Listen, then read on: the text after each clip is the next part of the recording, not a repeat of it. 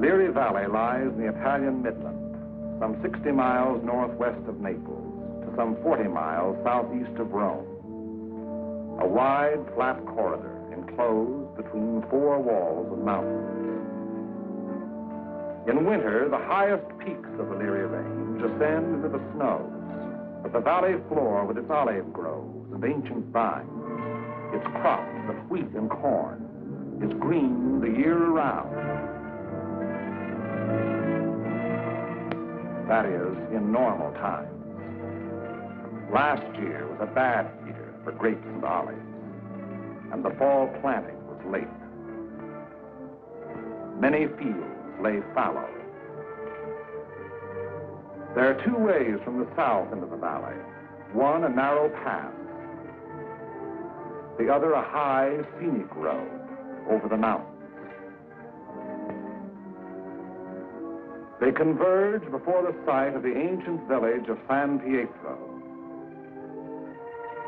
which for 700 years has stood at the threshold of Leary Valley, welcoming the traveler. The stones of its walls were quarried out of the parent hill from whose slopes it rises. Population 1,412 at the last census. A farming community. Patron St. Peter. Point of interest, St. Peter's, 1438. Note interesting treatment of chancel.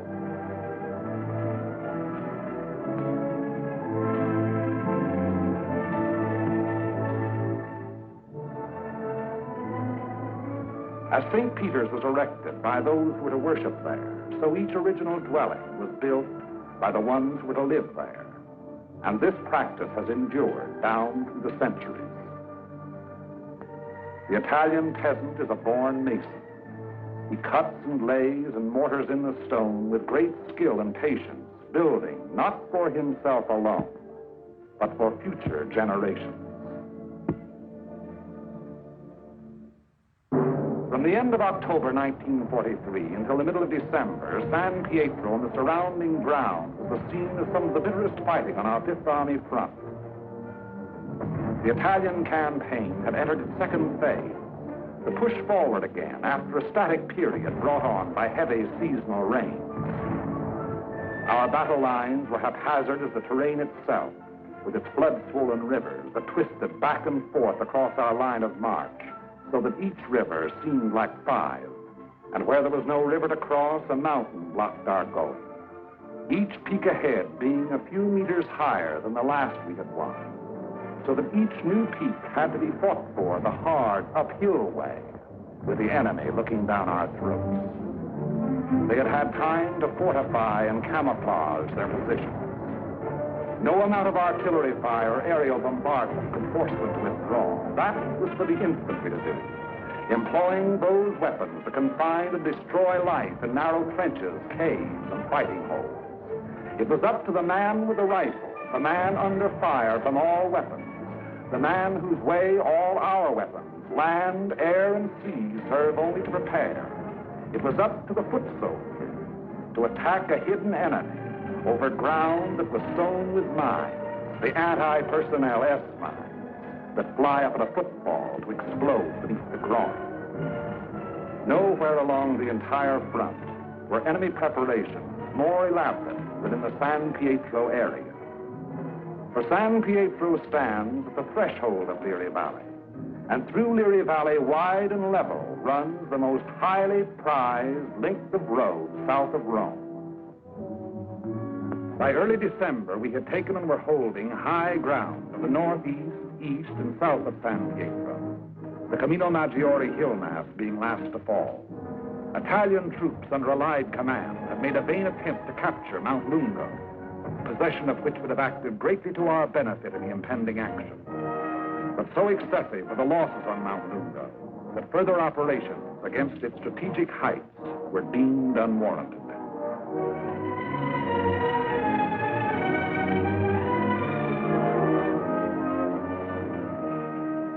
It was thereon determined to make a direct frontal assault on enemy positions around and within San Pietro.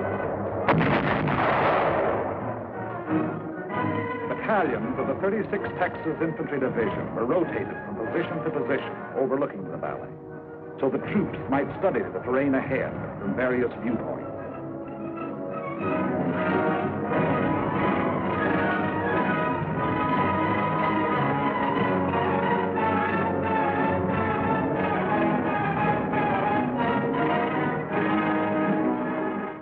Patrol activity was continuous.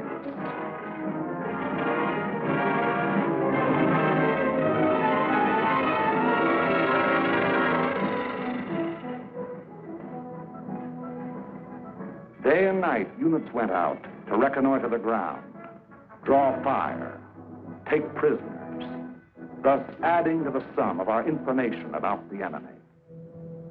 High points, Mount Lungo's 351 and Mount Samucro's 1205 and 950 were all manned in force.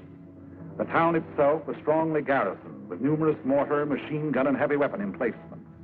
4 enemy battalions were dug into a line of connecting trenches and mutually supporting pillboxes in depth that extended from the base of Mount Lungo, northeast across the valley floor to the base of Mount Samucro. Another battalion was organized to defend the high ground northwest of San Pietro. Areas before these positions were heavily mined and held a confusion of barbed wire and booby traps. On the afternoon before, D-Day and H-Hour were communicated to battalion commanders.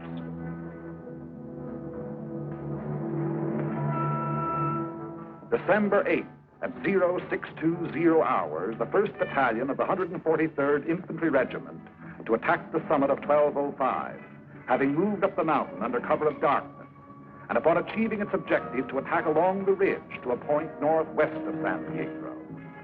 The 3rd Ranger Battalion likewise to attack 950, another feature of the Mount Samucro hill mass. The 2nd Battalion of the 143rd to attack over the terraced olive orchards northeast of San Pietro.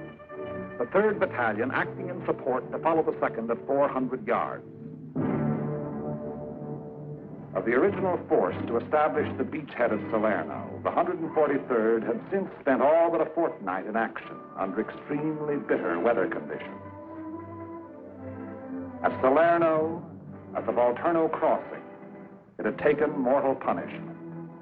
The task ahead promised no less bloodshed, yet it was undertaken in good spirits and high confidence. The 1st Battalion began the long, rugged climb up Mount Samucro.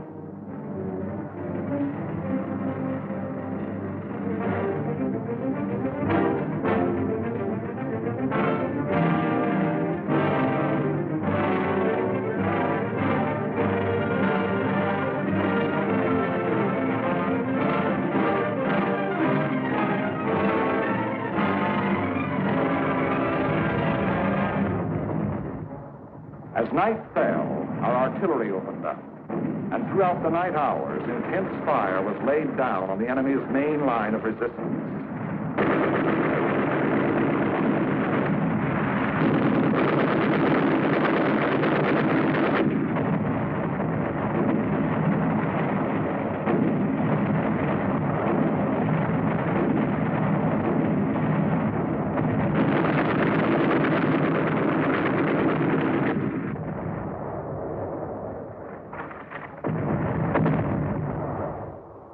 It had rained most of the night, and it was raining at H-Hour, and the 2nd and 3rd Battalions crossed the line of departure.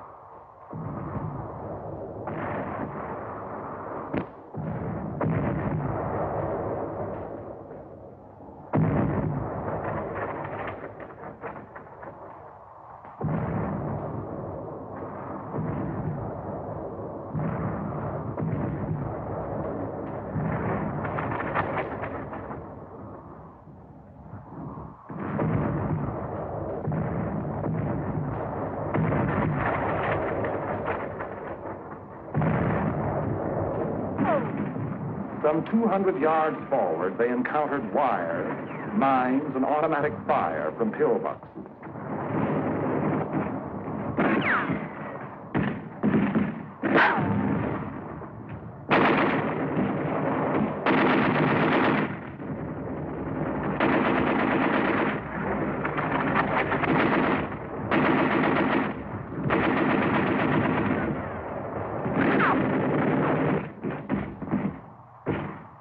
German artillery were deadly accurate by reason of excellent enemy observation from Mount Lungo, overlooking our advance, which continued another 200 to 400 yards.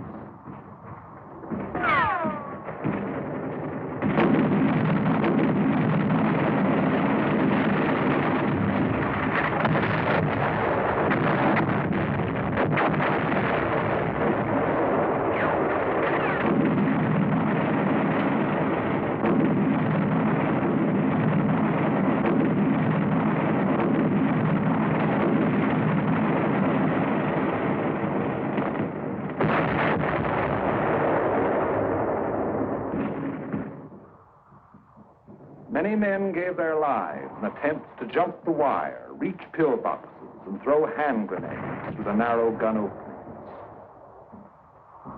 The 3rd Battalion was committed.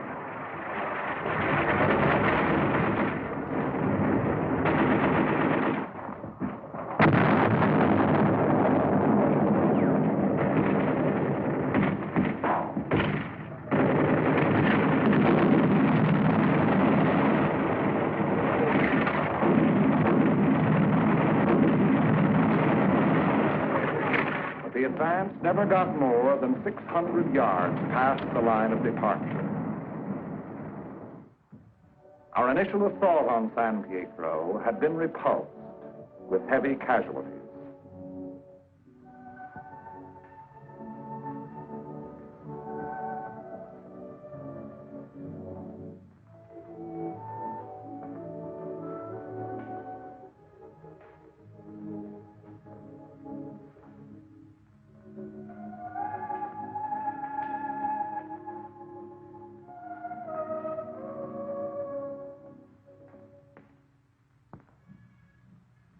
The attack on Hill 1205, however, was a brilliant success. Leading elements of the 1st Battalion had gained the summit of the objective before a strongly entrenched enemy knew that an assault was in progress.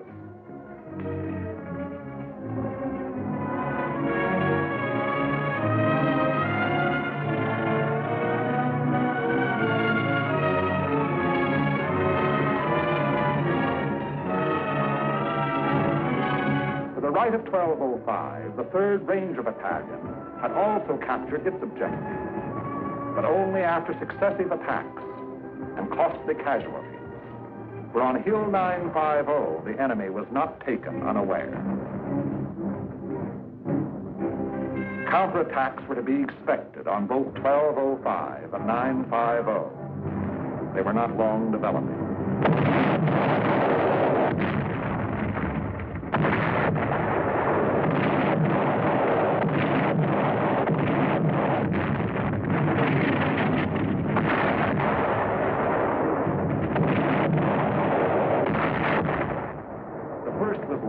During the early daylight hours, and even as it was beaten off, another took form.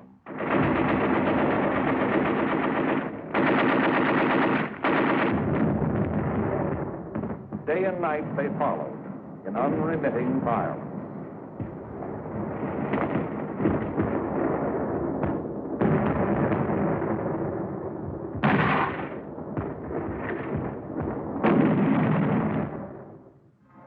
The toll of enemy dead mounted with each new attempt.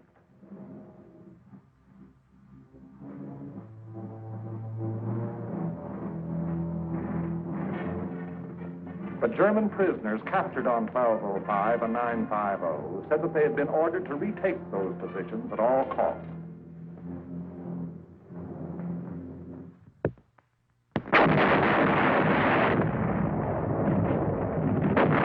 Acting in excellent cooperation, the artillery's supporting power disrupted numerous enemy counterattacks while they were in the process of being formed.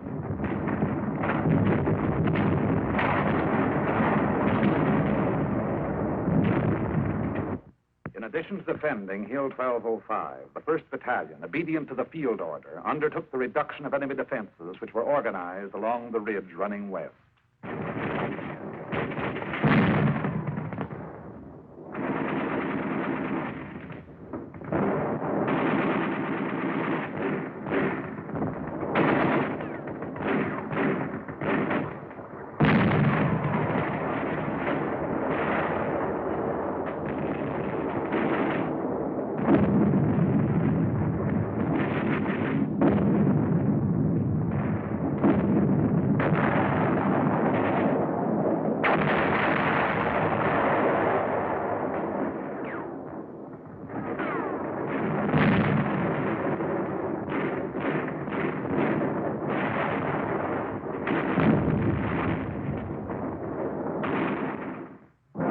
12th of December, the 1st Battalion was reinforced with the 504th Parachute Battalion, which took over and maintained the defenses of 1205 and 950, thereby enabling the 1st Battalion to throw its entire remaining strength into the assault along the ridge.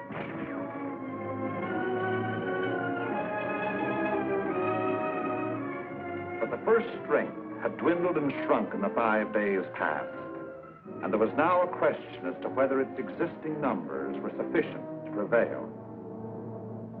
Reports during the night of the 14th of December stated that the enemy was offering bitter resistance and that the issue was in grave doubt.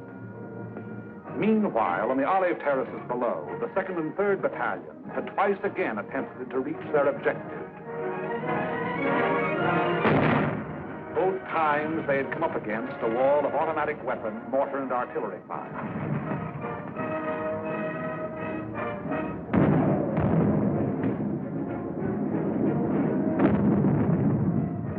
Volunteer patrols made desperate attempts to reach enemy positions and reduce strong points.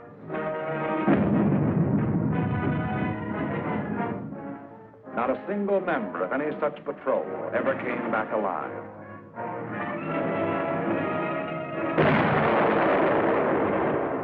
Our attacking forces were furnished excellent aerial cover by Allied fighter patrols.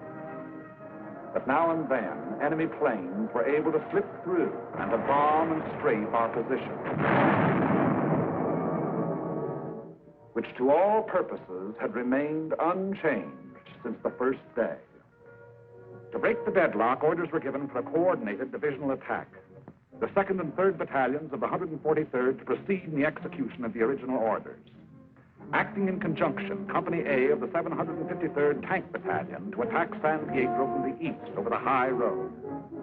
1 battalion of the 141st to attack over the flat valley floor. After nightfall on D-Day, the 142nd Infantry Regiment to attack the heights of Mount Lungo.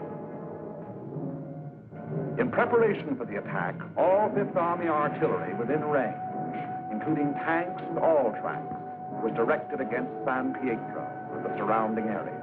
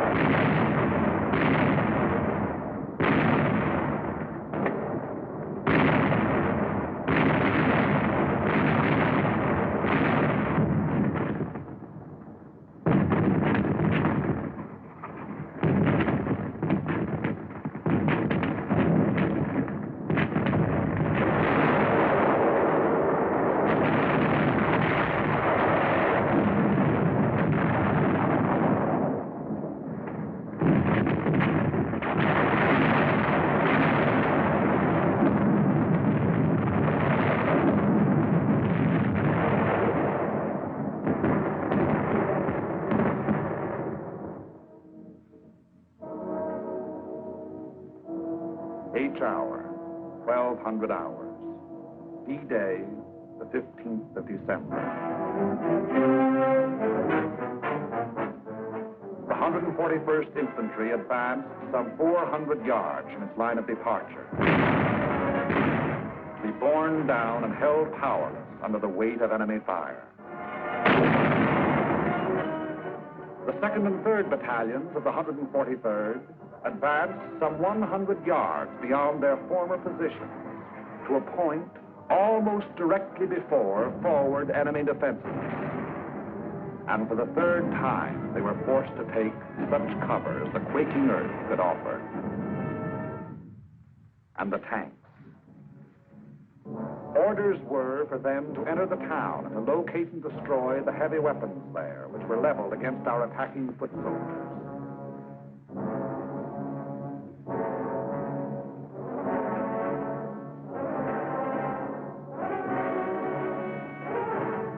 The high road into San Pietro was a narrow mountain road, and from the beginning of its winding descent into Leary Valley, it was under direct enemy observation.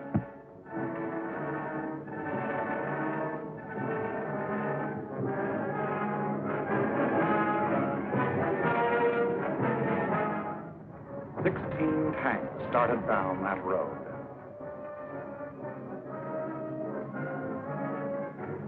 Three reached the outskirts of the town.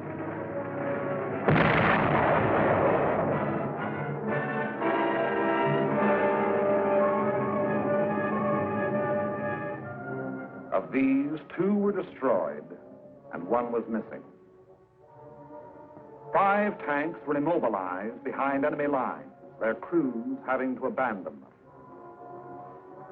5 tanks hit mines within our lines, were thereupon destroyed by enemy gunfire. 4 tanks returned to the bivouac area.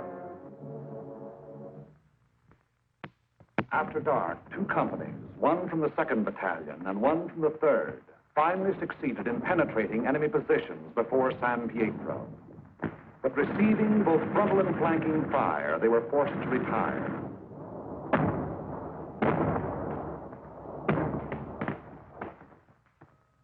Company E having been reduced in strength to 8 riflemen, and Company L faring little better.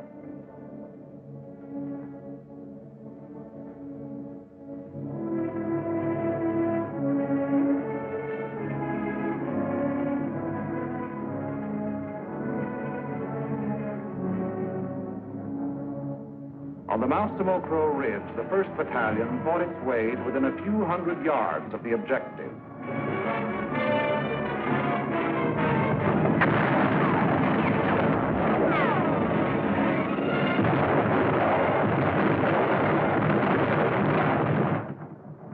But it had paid for ground gained at the rate of a man a yard, and it did not have strength to carry the fight any further forward.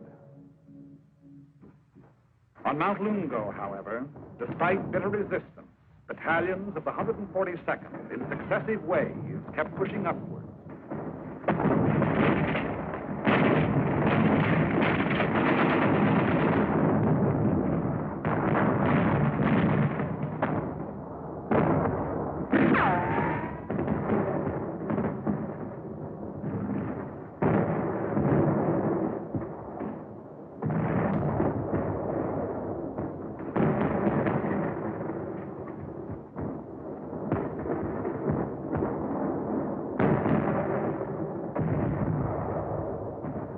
Until in the early daylight hours of the 16th of December, its foot soldiers had gained the summit and were wiping up what remained of a stubborn enemy.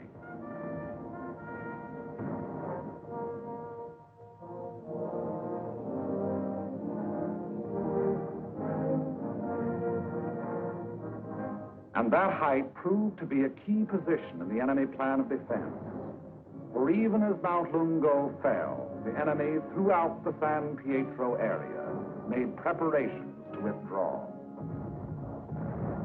Almost invariably, the enemy will counterattack to cover the withdrawal. The first violent thrust was delivered within a few hours.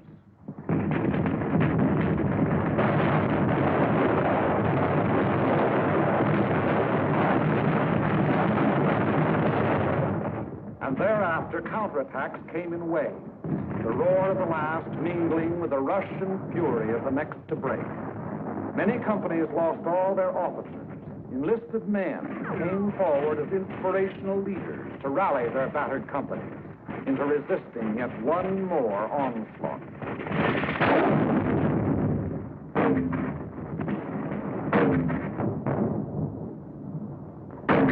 Our own artillery was brought to fall within 100 yards of our front line elements.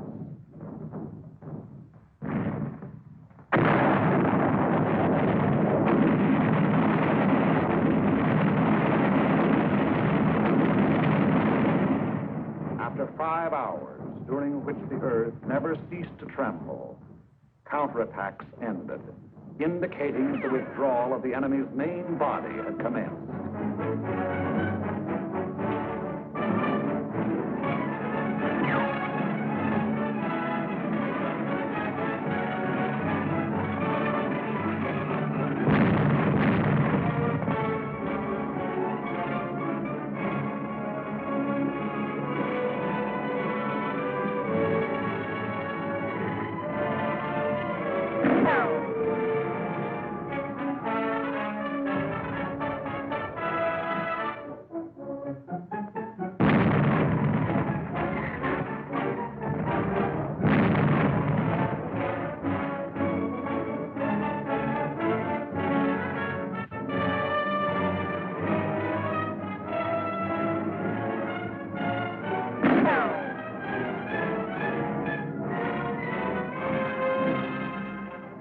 effort to maintain contact, our patrols immediately pushed ahead.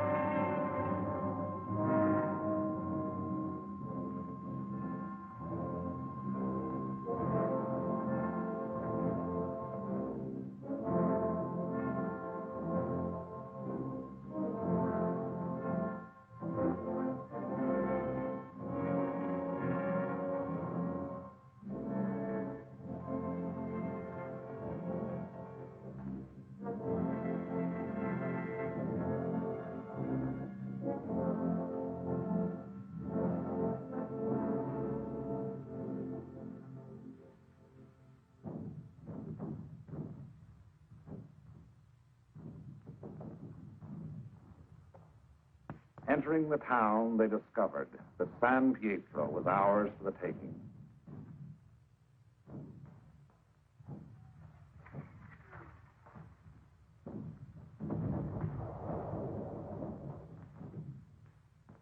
The 2nd and 3rd battalions, less than a rifle company in strength, weary to death who were alive, stumbled forward past San Pietro to consolidate gains and reestablish contact with the enemy, now taking up new positions some 5 kilometers beyond. That is the broad shape of the Battle of San Pietro, which was but the first of many battles in Liri Valley. It was a very costly battle. After the battle, the 143rd Infantry Regiment alone required 1,100 replacements.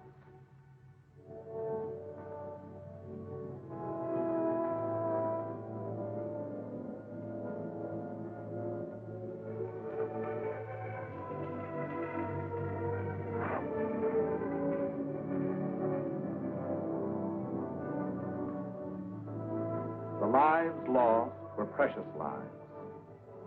To their country, to their loved ones, and to the men themselves. For the living of the 143rd Infantry Regiment, more than 100 decorations for acts of valor above and beyond the call of duty. Many among these you see alive here have since joined the ranks of their brothers in arms who fell at San Pietro. For ahead lay San Vittore, and the Rapido River, and Cassino, and beyond Cassino, more rivers, and more mountains, and more towns, more San Pietros, greater or lesser, 1,000 more.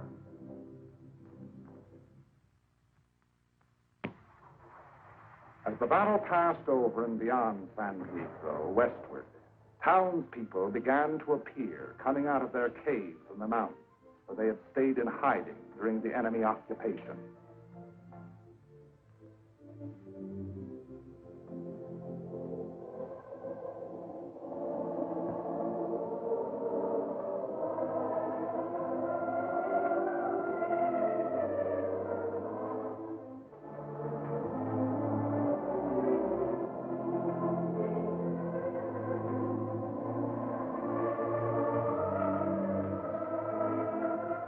Mostly old people and children.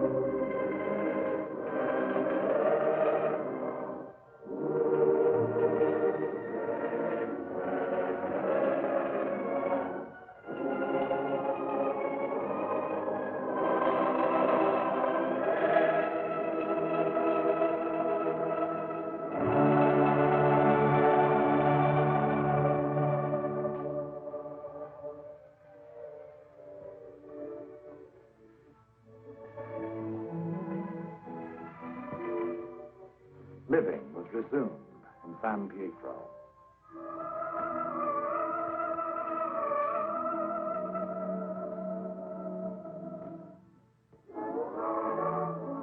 Children are able to forget quickly. Yesterday they wept. Today there are smiles and even laughter. Tomorrow it will be as though the bad things had never happened.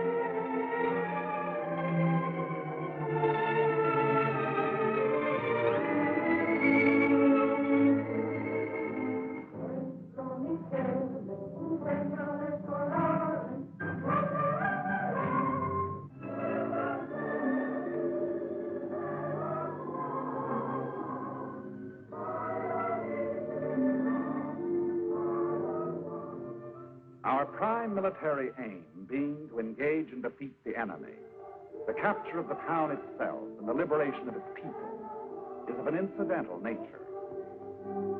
But the people, in their military innocence, look upon us solely as their deliverers. It was to free them and their farmlands that we came.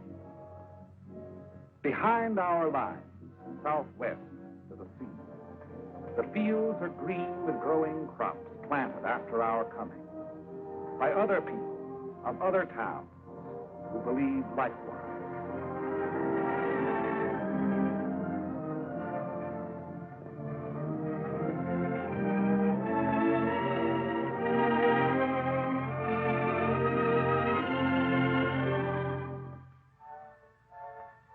The new won earth of San Pietro was plowed and sown.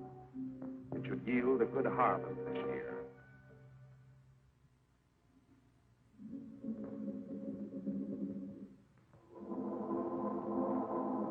And the people prayed to their patron saint to intercede with God in behalf of those who came and delivered them and passed on to the north with the passing battle.